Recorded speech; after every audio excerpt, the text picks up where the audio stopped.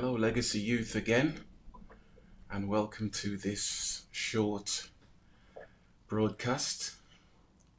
Natalie's asked me this week to look at David the King, and the topic is not above temptation. In Samuel 2:11, we see the story of how David, the king of Israel, is now king, and he stayed back when the rest of his army went to war. And you can read the whole chapter yourselves just to get the fullness of what I'm trying to say today. So David was on the top of his roof and he was overlooking the city. And my understanding is David's palace was above all the other buildings overlooking the city. So David could add a vantage point where he could see everything. And David saw a woman called Bathsheba, and she was bathing herself. And David, you could say, got fixated on what he saw because she was a beautiful woman. And the problem was that David wanted something that did not belong to him. And even though David was king, even though David was anointed to be king as a boy, even though David slayed Goliath, which we looked at last week, even though David was the most successful warrior king in Israel's history, David's greatest flaw saw him fail and fall into sin. David's great enemy was that of temptation. But we learned that David was pre-warned about this very thing that had gripped him. And unfortunately, he didn't heed the warning, he didn't learn from history, and that's something for us all to consider. And in Deuteronomy 17:17, it says, "The king must not take many wives for himself." This was one of the laws written in the book of Deuteronomy, because they will turn his heart away from the Lord. And he must not accumulate large amounts of wealth in silver and gold for himself. So there was a warning for David that he shouldn't take many wives. And it's said that David had 9 wives. And that was part of the practice that used to happen thousands of years ago, and this was something that the kings of Israel were warned not to do. David had everything as king.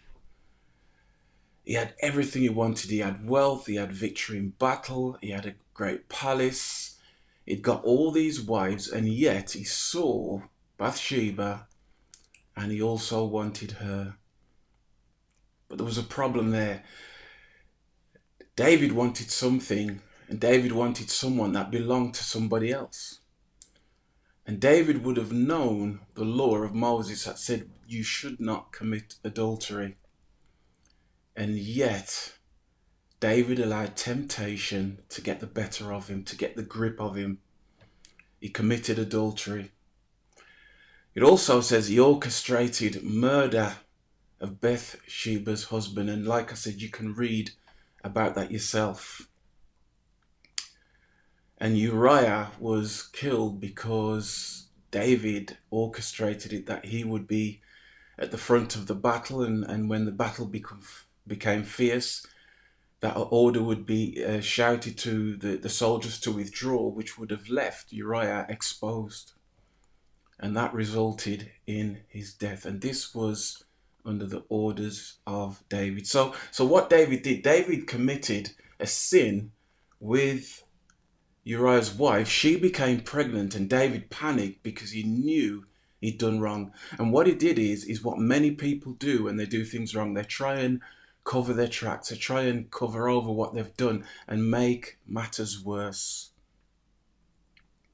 All this started with temptation, and there lies a lesson for us all. No one is exempt from temptation. So that's the first thing we can learn today. Number one, nobody is above temptation.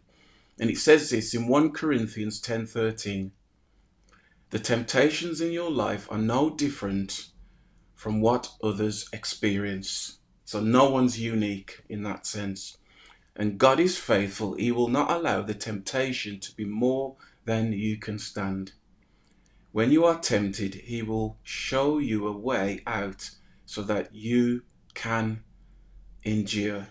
So what it's saying is that God gives you an opportunity and a way to walk away from temptation, because I believe, and all Christians who are filled with the Spirit believe, that the Holy Spirit will tell us and warn us against things that we shouldn't be doing. And it says in James 1:14, and this is the second thing we can learn, David took his eyes off God and fell into sin. And that's often what happens to us young people. When we take our eyes off God and our own temptations and desires take over, we also can fall into sin and make the same mistakes that David did. James 1:14 says, temptation comes from our own desires, which entice us and drag us away. And verse 15 said, these desires give birth to sinful actions, and when sin is allowed to grow, it gives birth to death. And young people, this is exactly what happened to King David, and this is what happens to us many times when temptation comes, and temptation will come from our own desires. Notice it says from our own desires, so it's something which we desire more than anything else, and causes us to fall into sin. And David desired Bathsheba. He desired her because she looked good to look at. And he was enticed by his own temptations and got dragged away. He took his eyes off God and fell into sin. And what did it give birth to? It gave birth to death. It was the death of someone else. And thirdly, David, and this is a lesson for us all, David should have remained steadfast in his love for God, who had blessed him so much. Like I said, David knew what blessing was all about. He'd been blessed so much. And yet it seemed like he just wanted one more thing. And he thinks that will make him happy. And James 4:7 says this, so humble yourselves before God, resist the devil, and he will flee from you. Another version say, submit yourself to God, resist the devil, and he will flee from you. And to flee means the devil, what he actually does, when you submit yourself to God, when your eyes are on God, when you say, I'm going to die to those things which I know are no good for me, the devil has to flee. And to flee means to run with all your might. Because what happens is the devil, he absolutely hates it when we obey God and we allow God to be the center of our hearts and our lives. And the Bible said, I mentioned this last week, it says David was a man after God's own heart. But when we allow other things to capture our hearts, we lose our focus of our God who has blessed us so much. So let me finish by saying this. Humble yourselves before God, resist the devil, and he will flee from you. So I'm going to leave you with that today, young people. And just remember this. There's no temptation greater in this world that God can't lead you a pathway out of. Let's learn from David's story and let's not fall into sin that leads to destruction. I'll see you next week. Take care.